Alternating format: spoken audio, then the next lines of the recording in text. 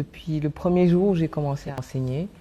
Le livre référence que je recommande à mes étudiants et sur lequel nous travaillons à chaque session, eh bien, c'est cet ouvrage majeur.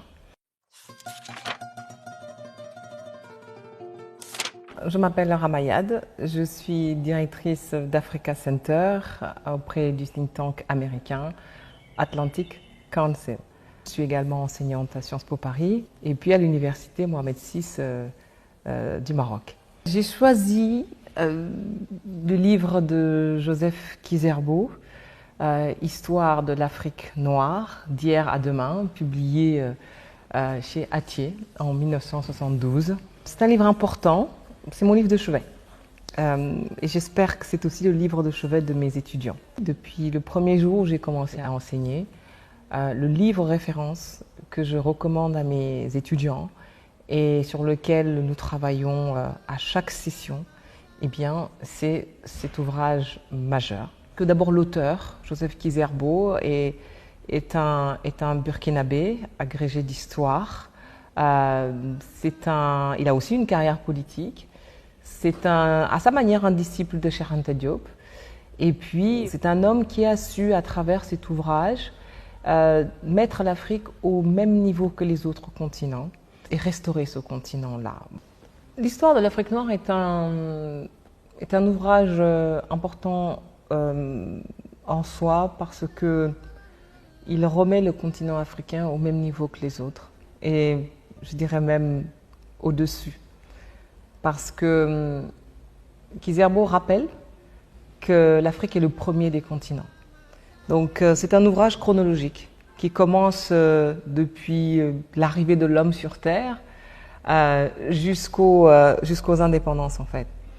Et dans cette longue biographie de l'homme, il retrace au fond la longue biographie de l'Africain. L'homme européen était un Africain qui est arrivé par le rocher de Grimaldi, donc il n'y a pas que des histoires de princes et de Grace Kelly là-bas. D'ailleurs, s'y trouve un musée, lorsqu'on va à Monaco, s'y trouve le musée qui raconte cette histoire-là, et au contact du rocher, cet homme africain a vu sa peau changer, ses yeux s'éclaircir, ses cheveux changer de texture, et c'est ainsi que l'homme européen est né. On y apprend aussi que c'est là que l'homme est devenu homme, c'est-à-dire qu'il est devenu bipède, qu'il s'est redressé sur ses deux jambes, et que ce n'était pas un hasard.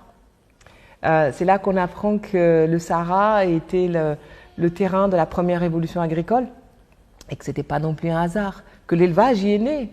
Ce Sahara qui est tellement symbole de désert et de souffrance était un lieu de prospérité, un lieu de pluie, d'eau, d'oasis.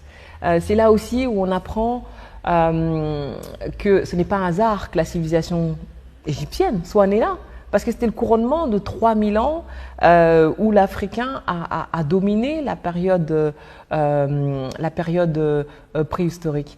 Et c'est là aussi où on apprend que l'histoire de la Nubie, avec les Candaces, qui en 700 ans ont construit plus de pyramides que les pharaons en 3000 ans.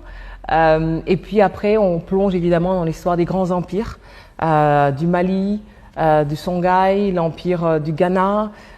C'est là aussi où Kizerbo raconte avec beaucoup de savoir-faire, et on s'y croirait, comment, sortant de Marrakech, le sultan du Maroc est allé à la conquête de l'Afrique noire.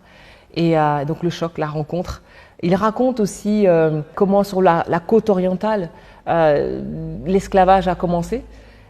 On s'y croit aussi parce que on a tout. Comment on échange des empires contre un peu d'eau de vie. Et c'est extraordinaire. Zanzibar qui est une zone touristique tellement appréciée aujourd'hui, devient sous la plume de Kizerbo un sale lieu où les Portugais s'y donnent à cœur joie et où ils n'hésitent pas à battre le fils du roi qui les accueille juste parce qu'il parle latin mieux qu'eux et qu'il est reçu à la cour du pape.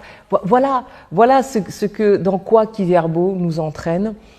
Jusqu'à l'épopée des indépendances. J'amène mes élèves effectivement chaque année à s'y plonger, à tout savoir de Samori Touré, à tout savoir de Chaka, et qu'ils soient français, africains, américains ou australiens, je leur dis, il faut que dans les déjeuners de famille, vous puissiez leur parler de ça, de cette Afrique-là, et même aux Africains, dites-leur, parce qu'eux-mêmes ont été privés de leur propre histoire. C'est Kizerbo, et ce livre-là en particulier, c'est une certaine idée de l'Afrique.